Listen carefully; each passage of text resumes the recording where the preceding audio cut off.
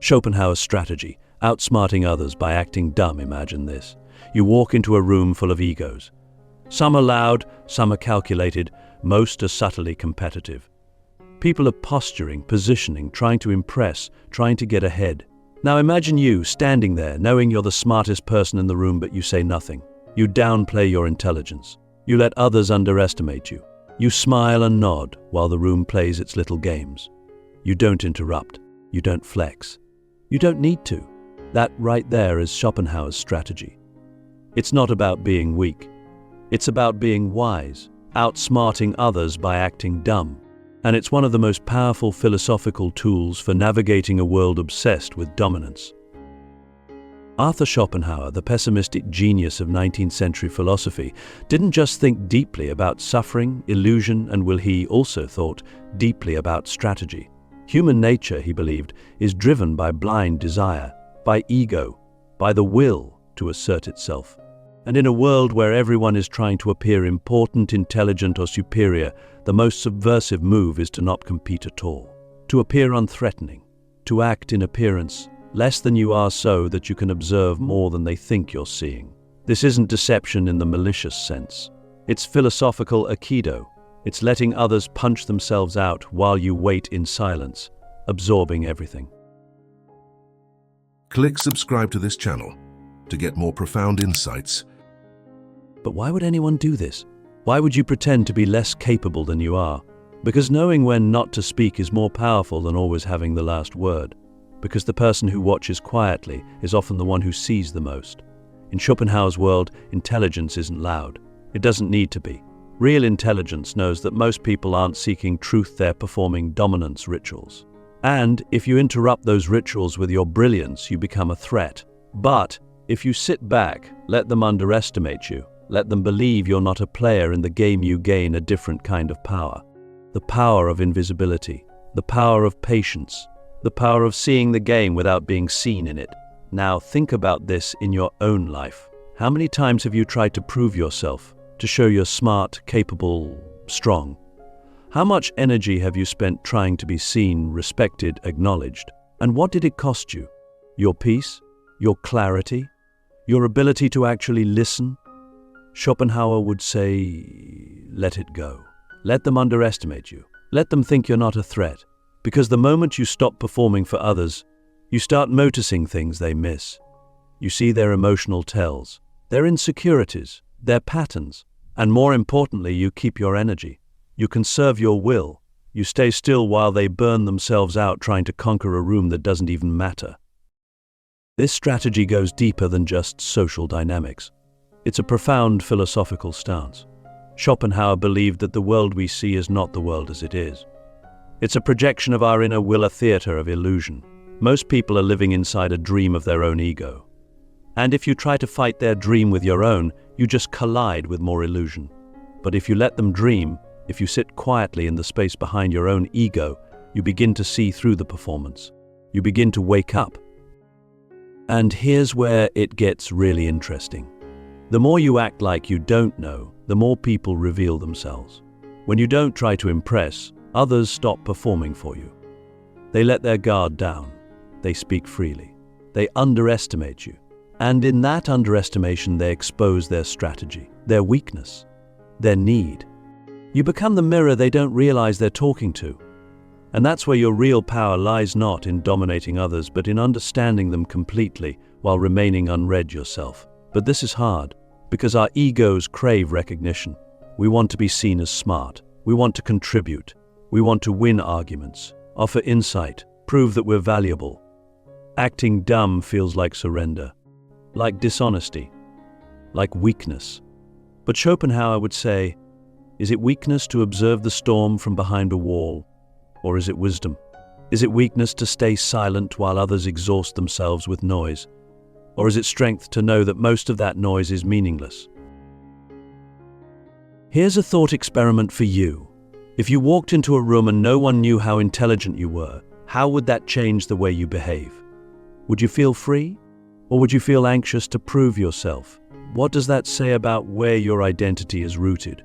In truth or in validation? Schopenhauer's strategy is not about manipulation. It's about self-mastery.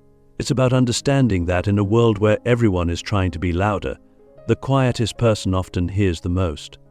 It's about realizing that real intelligence doesn't need applause, it needs clarity.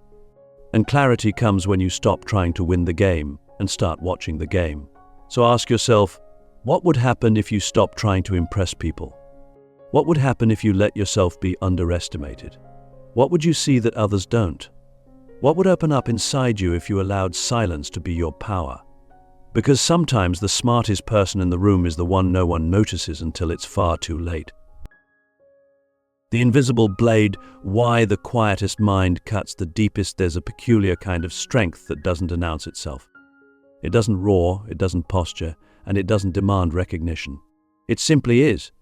It's the kind of strength that watches instead of reacts, listens instead of speaks, waits instead of rushes. And in the teachings of Schopenhauer, this quiet strength becomes a razor-sharp weapon, not one used to harm, but to dissect illusion. When you act dumb, you don't become less intelligent, you become less predictable. And unpredictability is power in its purest form. Because no one sees the blade that moves in silence until they've already been cut by it. Schopenhauer understood something that many of us forget. The intellect is not always meant to be expressed, it's meant to be applied. And sometimes applying intellect means knowing when not to use it, when to hold back, when to play the fool, when to appear disinterested so that others expose their full hand. In a world built on performance and dominance, the one who appears disengaged is often the one pulling the strings. Think about that. When everyone is fighting for attention, the one who doesn't need it becomes the axis around which the others spin. But this strategy is not about deception, it's about detachment.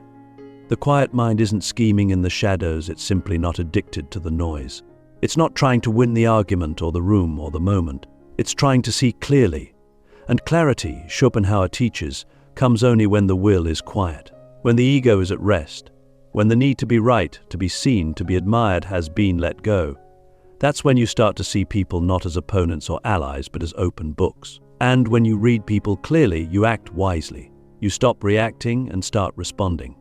You stop defending and start observing. And that's the invisible blade, the mind so quiet it slices through confusion without a sound. Let me ask you something personal. How much of your energy goes into being understood? Into proving you're capable? Into making sure no one underestimates you? What if being underestimated was your greatest advantage? What if every time someone thought less of you, they revealed more of themselves? And what if you didn't correct them, didn't defend yourself, didn't rise to the bait, but just watched? What would you learn? This isn't just theory. You've seen it in real life. The quiet kid in the class who never said much but always aced the exam. The person in meetings who speaks only once, but when they do, everyone listens. The individual who lets others argue, posture, dominate, and then makes one calm, cutting observation that ends the conversation. These are the people who wield the invisible blade, not because they've studied debate or strategy, but because they've learned the art of restraint. They've learned that silence is not emptiness, it's potential. Schopenhauer would argue that the truly wise person doesn't need to win publicly because they've already won privately. They've conquered the need to be seen. And when you no longer crave visibility, the world becomes transparent. You see people acting out their insecurities, their needs, their projections, and you don't take it personally. You don't get pulled into their drama. You simply see. And that's what gives your words, when you finally choose to speak, their cutting edge. Because they're not coming from ego, they're coming from insight. They're not reactive, they're strategic. They don't seek applause, they seek truth. The quietest mind cuts the deepest because it doesn't waste motion. It doesn't try to fill the silence with noise. It doesn't fear being underestimated. It welcomes it. Because in that space, it learns, it sees, it waits. And when the moment is right, it acts not with force, but with precision. So here's your challenge. Can you sit in a room and let others talk while you simply observe? Can you let someone misjudge you without correcting them? Can you hold your truth quietly instead of throwing it into every conversation? If you can, you've already begun to wield the invisible blade. And in a world obsessed with being loud, that might be the most dangerous and the most beautiful weapon of all. The power of being underestimated, turning misjudgment into mastery. There's an ancient, almost counterintuitive power in being underestimated. Most of us recoil at the thought. We take offense. We feel insulted, dismissed, reduced. We want to correct the record, to assert our value, to make it clear that we are not to be taken lightly. But here's what Schopenhauer grasped and what the wisest minds across cultures have always known. When others misjudge you, they hand you an invisible advantage. They expose their own blind spots. They show you how they think, what they value, and where they assume control. And in assuming control, they almost always lose it. Because the one who is underestimated is the one no one is watching. And the one no one is watching can move freely, learn quietly, and strike without warning. Think about how much energy people waste trying to be taken seriously. We build reputations. We chase titles. We respond to every challenge. We defend our intelligence like it's a fragile thing on trial. But in doing all that, we become predictable. We become readable. We become seen.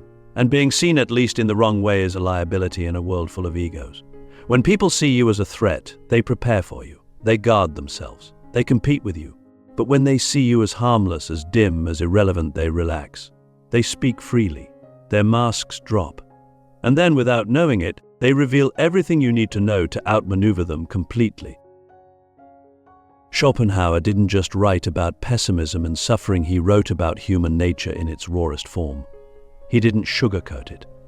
People are driven by vanity, he said, by self-interest, by a desperate need to prove themselves superior.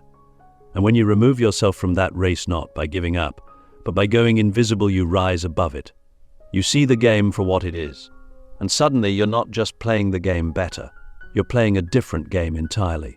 Here's a question to sit with. What if being overlooked is your greatest strength? What if the person who doubts you is actually revealing their deepest insecurity? What if every time someone talks over you, they're showing you where their ego is most fragile? And what if staying quiet, instead of reacting, allows you to gather the kind of intelligence no amount of talking ever could? This is not about hiding who you are. It's about knowing when to reveal it and when not to. It's about being strategic with your presence, your insight, your power. You don't walk into every room trying to dominate. You walk in and read the room like a map. You let others show you what's important to them.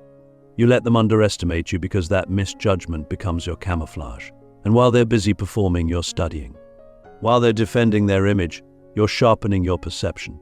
And when the moment comes when you speak, act, or move, they won't know what hit them, because they never saw you coming.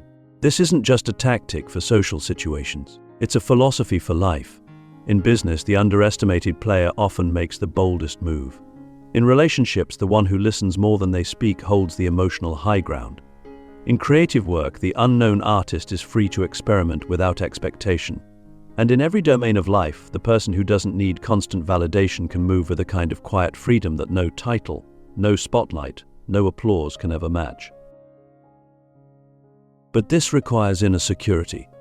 You have to be okay with not being praised. You have to be strong enough to let someone believe they're smarter than you. That takes real power. Because in that moment, your ego will scream. It will want to interrupt, correct, flex. But if you can breathe through that, if you can let the moment pass, you'll find something deeper on the other side. A stillness, a clarity, a kind of mastery that doesn't need to be loud because it knows it's real. So here's something radical to consider. What if the most powerful thing you can do is to let people get you wrong? What if being misunderstood isn't a problem to solve but a position to embrace? What if the most strategic position in the room is the one no one's watching? Because when you are underestimated, you are free. Free to observe, free to learn, free to surprise. And in a world of noise, distraction, and ego, the one who moves in silence holds the sharpest edge. Mastering the art of strategic simplicity, how to win without ever entering the fight. There is a kind of victory that doesn't leave broken pieces behind. It doesn't demand applause, it doesn't require confrontation, and it doesn't need to be seen. It happens quietly like a shadow passing through a battlefield untouched. This is the essence of Schopenhauer's deeper wisdom, that the highest form of intelligence is not domination but evasion. Not conquest but clarity. Not proving your strength but never needing to. To win without entering the fight is not just possible, it's preferable. And the key to doing that lies in mastering what we'll call strategic simplicity. Strategic simplicity is not ignorance. It's not naivety. It's the conscious decision to appear uncomplicated, to live and speak in a way that seems unthreatening, even obvious, while holding within you a far deeper understanding. It's a form of philosophical camouflage. You act as though you don't know, so that others reveal what they think they do. You act as though you agree, so that others exhaust themselves trying to convince you. You act as though you are not in the game, all while seeing the board more clearly than anyone else. Think of water. It doesn't resist. It doesn't compete, but it erodes stone. It finds the easiest path, the one no one else sees, because it's not aggressive, it's aware. Schopenhauer, deeply influenced by Eastern thought, admired this idea that the wise person doesn't confront the world head-on. They move around it, under it, through it. They let others burn themselves out trying to seem important while they conserve energy, adapt and wait. But this path isn't glamorous. It's not made for social media. It won't get you standing ovations. In fact, it may make you look like a fool to those who don't understand. But here's the paradox. Being seen as simple gives you the room to be complex. When people think they've figured you out, they stop paying attention. That's when you start to move. That's when you start to win. Not in the external sense, though, that often comes too, but in the internal sense. You win because you're no longer a prisoner of your ego. You win because you're free. Let me ask you something uncomfortable. How many of your battles are created by your need to win them? How much of your exhaustion comes from trying to prove you're right, trying to gain respect, trying to be seen as wise or strong? Now imagine a life where you didn't need any of that. Imagine you let others believe what they want. Imagine you stopped correcting every misunderstanding. Imagine you smiled and nodded and let people talk while your mind remained still, sharp, and calm. Wouldn't that be peace? Wouldn't that be freedom? Strategic simplicity is not a retreat from life, it's mastery within it. It's knowing that the loudest person in the room is rarely the wisest, that the one who always has to speak is often the one least listened to, that the urge to correct, to dominate, to be right, that's not strength. That's insecurity in disguise. And once you stop feeding that need, you unlock something vast, the ability to move through life without friction, to let others waste their energy while you protect yours, to see the deeper game and play it with elegance. Schopenhauer knew most of life's suffering comes from our attachments, especially to ego. And when we relinquish that need to dominate or defend, we step into an entirely different mode of living. One where we don't need to shout because truth speaks for itself.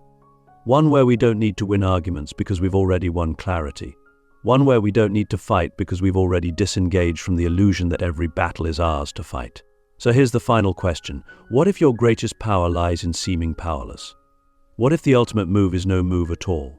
What if true victory is not in being seen as the winner, but in never needing the fight in the first place? Because in a world addicted to noise, the quiet mind doesn't just survive, it prevails. And when you master that, you don't just outsmart the world, you transcend it.